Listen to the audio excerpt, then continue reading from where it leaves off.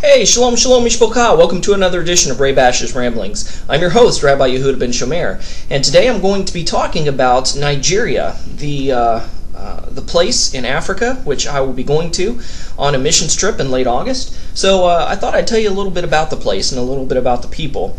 I got my information from a book called Operation World, and it is almost like an encyclopedia or a dictionary, if you will, of countries and people groups around the world, and it's mission geared to where you can go through it in a year and be able to pray for virtually every people group on the face of the earth. Now, Nigeria is a federal republic, and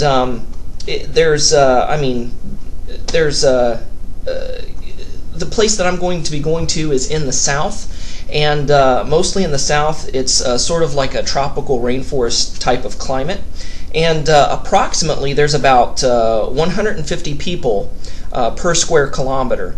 So that'll give you an idea of how populated certain parts of Nigeria is.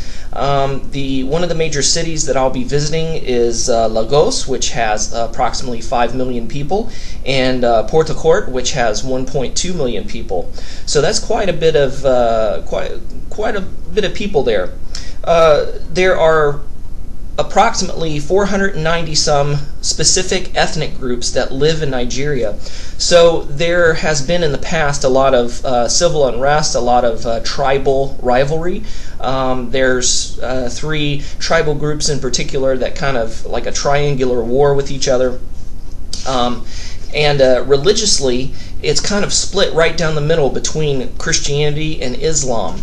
And Islam is on the rise. It's gaining more momentum and gaining more ground, and needless to say that with the rise of Islam, there is the danger of fanaticism and the danger of Nigerian homegrown terrorist and cell groups that target Christian and Jews. So within the Christian denomination, the one thing about Operation World, unfortunately, is that it breaks it down between Catholicism and Protestant Christianity, and they kind of lump Messianic Judaism within that Protestant block. So you don't really know how many Messianic groups or Messianic peoples that are out there. So we kind of have to make a guesstimate. It makes up probably less than 1 or 2% within the Protestant realm. So truly Messianic, Netzari Judaism, Torah observant Judaism that believes that Yeshua is the divine Messiah, it's truly a remnant. If you want to know what a remnant is, think of all the people groups that I mentioned that live in Nigeria, how it's split between Christianity and Islam, and out of that 50-50, there's probably just a small sliver, 1, maybe 5%, and I'm probably being very generous, that are Messianic or that are Netzari in any way, shape, or form. And so the remnant that is there is struggling for survival, and they're gaining ground, they're gaining momentum as well, because people are starting to wake up. I'm sure probably maybe about 10 years ago, you wouldn't have found one Messianic believer in Nigeria possibly, but now people are waking up all over the world. There are people from the lost tribes that are waking up to their identity, that are finding out who they really are, and the particular group, I'm not going to mention their particular name or particular location for safety reasons, but they do state claim that they are from the lost tribe of Gad, or at least a portion of Gad. And, I'm not to say whether this is true or not. I know that the Israeli Defense Force has ethnic Indians from Pakistan who the Sanhedrin declared that some of them that were staking claim to the lost tribe of Manasseh, that has been confirmed by the Sanhedrin. So even the Sanhedrin in Israel is recognizing these lost tribes that are coming out of the woodworks, and they have their own way of defining them and confirming their claims to being a part of a lost tribe or what have you.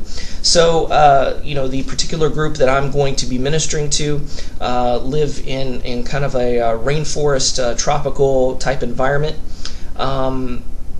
The disease is very rampant in those areas because it is it is a westernized third world type of country because Britain ruled Nigeria until the 1960s, and then Nigeria became independent of British rule. So there is a Western influence there, but it's still kind of third world type conditions, and it's one of the very few places in the world where polio still exists. Polio is virtually wiped out, but that's one place where it still exists. And there's other diseases. One disease that's really prevalent that I'm having to get inoculated for is the yellow fever. Of course, you have your run-of-the-mill malaria and typhoid and all these others that are common to similar parts of the world such as this.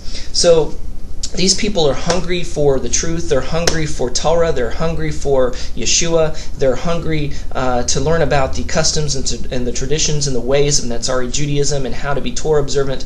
They're needing people to come to teach them, to guide them, to help get them more established. And they're a very generous and hospitable people.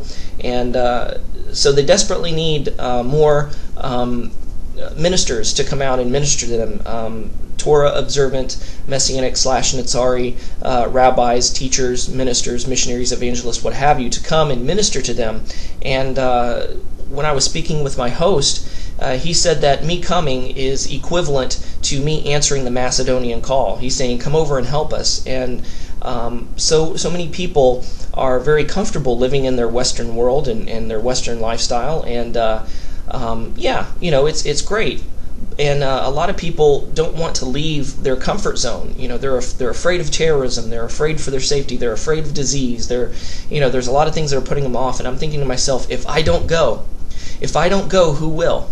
You know, who will? I can't leave it up to somebody else to go. And I think a lot of people get that philosophy, especially when people, are out ministering and trying to raise funds. They're like, well, somebody else will give, or somebody else will help, or somebody else will aid, somebody else will assist. And they lay it off on somebody else. But if everybody does that, there's not going to be anybody else to give. If you don't give, if you don't support, if you don't help, if you don't aid, who will? If I don't go to Nigeria to minister into these people, who will? I can't lay it on somebody else to go. When the Lord dropped this invitation in my lap, I have to go, and it is my desire to go, and I'm more than happy and more than willing to go. So if anybody out there can help in any way, shape, or form, obviously through prayer or through monetary support or means, please go to my website, www.raybashministries.com, and on one of those pages you'll find a PayPal button. You'll also find my address to the States where you can send a check. I'm sorry, I'm not officially recognized as a nonprofit organization, so you don't get any tax write-off or kickback from it.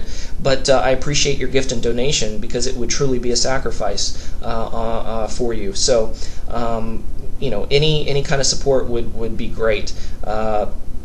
I don't have a bank account in my Hebrew name, so please, if you're going to write a check or money order, please make it payable to Chris, K-R-I-S, Shoemaker, S-H-O-E-M-A-K-E-R, and I'll get that. And all your prayers, your support, your encouragement is so much appreciated.